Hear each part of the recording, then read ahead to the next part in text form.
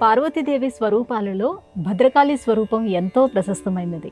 అయితే భైద రూపంలో భద్రకాళి స్వరూపం ఎందుకు గోచరమవుతుంది?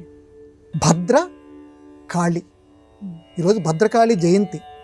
అమ్మవారు కాళికాదేవి ఈ వైశాఖ శుద్ధ ఏకాదశి నాడు పుట్టారట. పుట్టారట అంటే అవతారం ఈరోజు దాల్చారు. భద్రకాళి జయంతి, అందుకని అమ్మ యొక్క సంస్మరణ కూడా మనం చేస్తున్నాం. భద్రము అంటే మనందరికీ తెలుసు, భద్రంగా ఉండరా బిడ్డ అని చెప్పి కొంత పరిభాష కూడా ఉంది. భద్రం అంటే చల్లగా రక్షణగా నువ్వు ఉండు అని చెప్పి. కాబట్టి శుభాన్ని చేకూరుస్తూ చల్లగా మనందరినీ అనుగ్రహించేటువంటి తల్లి కాబట్టి భద్ర, అంతవరకు బాగానే ఉంది. రెండవ పదం ఉన్నదే కాళీ. కాళీ అంటే కాళస్వరూపిణి. రెండు అర్థాలు. కాళము అంటే నలుపు అని ఒక అర్థం ఉంది. అంటే చిక్కటి చీకటి, ఎంత గాఢమైన నలుపు ఉంటుంది అంత నల్లగా ఉంటుంది ఆ తల్లి. ఆ కళ్ళు మాత్రం ఎర్రగా ఉంటాయి. ఒక్కసారి ఆ రూపాన్ని ఊహించుకోండి. శరీరం అంతా విపరీతంగా గాఢమైన నలుపు, ఒక కనుగుడ్లు మాత్రం ఎర్రగా బయటికి ఇలాగా పొడుచుకొని వచ్చినట్లుగా ఉంటాయి. అటువంటి స్వరూపం కలిగినటువంటిది తల్లి. అటువంటి తల్లిని కాళికాదేవి అని అంటారు. ఇంకొక అర్థం ఏంటంటే కాల స్వరూపిణి, ఆవిడే కాళి. ఎందుకంటే లలయోరభేద, సంస్కృతంలో లకారానికి లకారానికి మధ్య తేడా లేదు, రెండు ఒకటే పదం ప్రయోగాలు సంస్కృతంలో మనకు కనపడుతూ ఉంటాయి. అందువల్ల కాళి అంటే కాలము కలిగినటువంటిది, అంటే కాలస్వరూపిణి.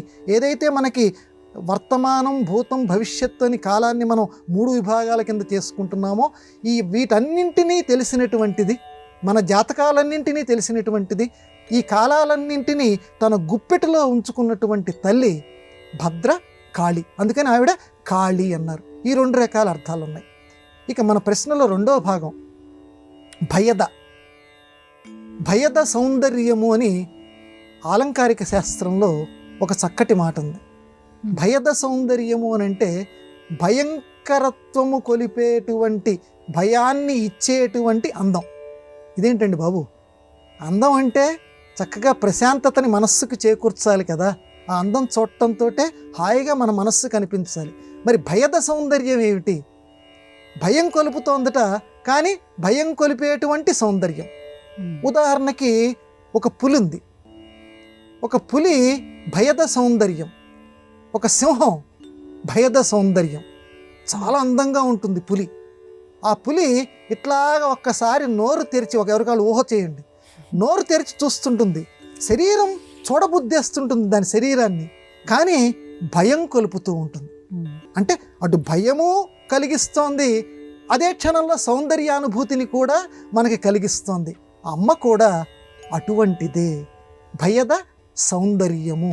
ఆ రకంగా ఒకే నిమిషంలో భయంకరత్వాన్ని కలిగిస్తూ ఉంటుంది, సౌందర్యాన్ని కలిగిస్తూ ఉంటుంది. కానీ భయంకరత్వం ఎవరికి అనిపిస్తుంది? ఎవరైతే దుష్టమైనటువంటి పనులు చేస్తారో, చెడు పనులు చేస్తారో వాళ్ళకి ఆ అమ్మ, ఆ చాముండీదేవి, ఆ భద్రకాళీదేవి అమ్మని చూడటంతో భయంకరంగా వణికిపోతుంటారు. వాళ్ళకి భయంకర స్వరూపిణిగా కనపడుతుంటుంది, మిగతా వాళ్ళకి చక్కగా భద్రంగా కనపడుతుంటుంది. కాబట్టి ఆవిడిలో ఉన్నటువంటి ఆ 2 గుణాలు మనల్ని బట్టి మనకు కనపడుతూ ఉంటాయి. మనకి అమ్మ ప్రసన్నంగా కనపడుతోందంటే మనం ఎటువంటి దోషాలు చేయలేదని లెక్క. మనకు అమ్మ తీవ్రంగా కనపడుతోంది అంటే మనం దోషాలు చేసినట్టు లెక్క. ఒక్క ఉదాహరణ చెప్దాము. అమ్మ మన సొంత అమ్మే. మన తప్పు చేస్తే మన చిన్నతనంలో ఏమరా ఇలాంటి పనులు చేసావు అన్నప్పుడు ఒక్కసారి మొహం ఎలా పెట్టినప్పుడు అదే అమ్మ దగ్గరికి తీసుకొని లాలించే అమ్మ ఆ క్షణంలో భయంగా అనిపిస్తుంది.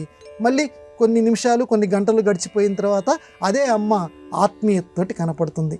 వీటి యొక్క భిన్నమైనటువంటి ఏకీకృత స్వరూపం భద్రకాళి. ఆ భద్రకాళి యొక్క జయంతి ఈరోజు. ఆ అమ్మ మనందరినీ కూడా అనుగ్రహించుగాక.